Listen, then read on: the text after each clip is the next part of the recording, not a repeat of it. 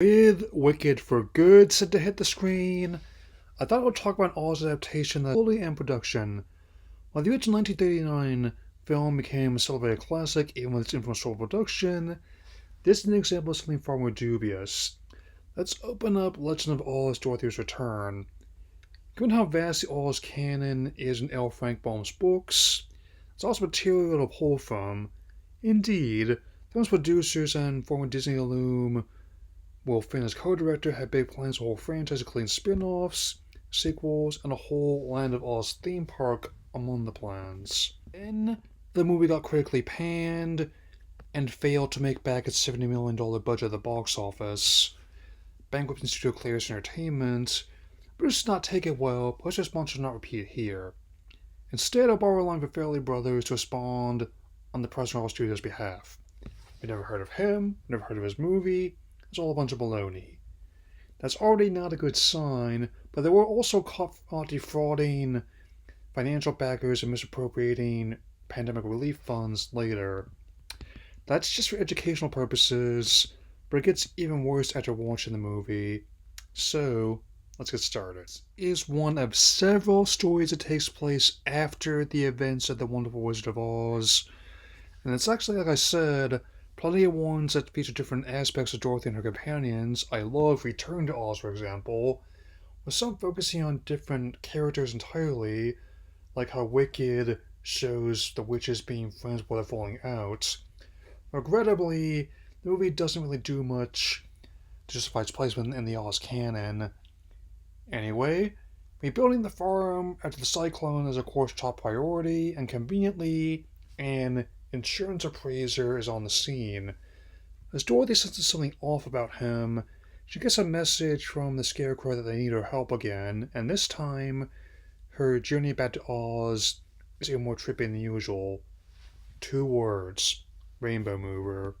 After that little bit of computer-generated isekai, we see how things was. What was years for them was only days for Dorothy. If I may damn this with faint praise, the movie does have a solid voice cast of varied names. Kelsey Grammer, Dan Aykroyd, Jim Belushi, even Leah Michele isn't that bad as a Dorothy. Martin Short also voices both the insurance appraiser and our antagonist, the Jester. Remember that, it will be important later. Anyway, Jester is the brother of the Wicked Witches, having captured Glinda along with her allies and taken control of flying monkeys. When the Good Witch burns, he turns her into a puppet. Okay, I'll give you guys that one, fellas. The first stop on our journey is Candy County, where Dorothy gets into a mix-up that lands her in court and gains a new ally after she's acquitted, Marshall Mallow, voiced by Hugh Dancy. She also has an in with the voluptuous Ella Weiser, voiced by Oliver Platt. The whole Candy Courthouse sequence is absurd, but still makes more sense than Halligan. Brian Blessed as Judge Jawbreaker is one of the few who understands what kind of movie he's in and makes the most of it. Next up, Chinatown and their Great Wall. There we get a third companion, their princess, voiced by Megan Hilly. Might as well address the other voice talent while I'm at it, since the plot is really too different than before. We have lots of Nickelodeon alumni, including Richard Horvitz, it's Zim, Tom Kenny, SpongeBob, and Debbie Derryberry, Jimmy Neutron. You might be wondering why I'm not mentioning the songs of this movie. Well, even if musical adaptations of Oz are not uncommon, this is not the best work of Bryan Adams at all. Certainly no defying gravity over the rainbow. Likewise, while the Land of Oz has been home to all manner of creative antagonists, the Jester is not doing it for me. On the nose parallels aside, he just comes off like the Joker from Ally Express, minus that character's memorable qualities.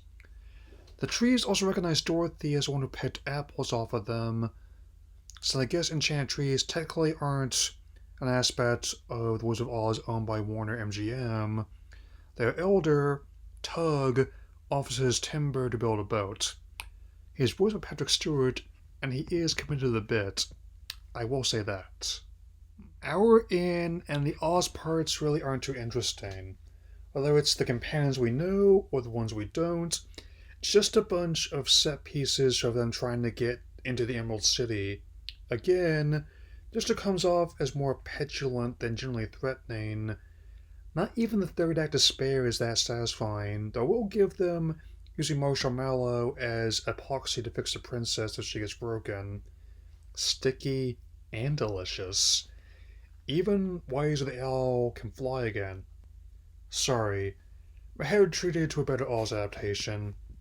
It's a natural defense mechanism. It does that sometimes. Everyone rallies behind Dorothy, and if there's any more an obvious trap, you could hear Amal Akbar. So, how will the Jester meet his end? He's dying on the hill of being a Joker wannabe, with a Harlequin suit and not quite Ledger makeup. I've seen a bunch of better ones at Comic Con every year. So, much like how Judge Doom was done in by his own dip, here I go again, Judge gets magicked out of existence by his own scepter, thanking everyone for their help. The Rainbow Mover sends Dorothy back to Kansas. Home, everyone realizes the same thing Dorothy did right away. The insurance appraiser is a fraud with a bunch of fake IDs, and the Gales aren't even the first people he tried to pull a scam on. Naturally, we close on him being run out of town and into the big house as everyone else rebuilds. So, this was obviously among the lesser Oz adaptations. Apart from the characters and plot not doing much that previous adaptations did, even Sam Raimi at least tried shading up with his adaptation before.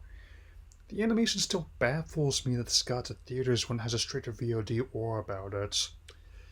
Removed from all the drama, this just isn't that interesting an adaptation of Oz. The novels have inspired numerous works on stage and screen, so it's fertile ground for retelling. If you commit fraud as a producer, it works great for that. Otherwise, you can do better. Whether it's 1939 classic, Return to Oz, or Wicked, there are better Oz adaptations out there. I also cannot recommend enough that you check out the original books written by Baum and his heirs. The source material for this film, Roger Stanton's Dorothy of Oz, for example. My final rating is 2 out of 4. That is all for now. Now see you this week on my look at Wicked for Good. Take care, everyone.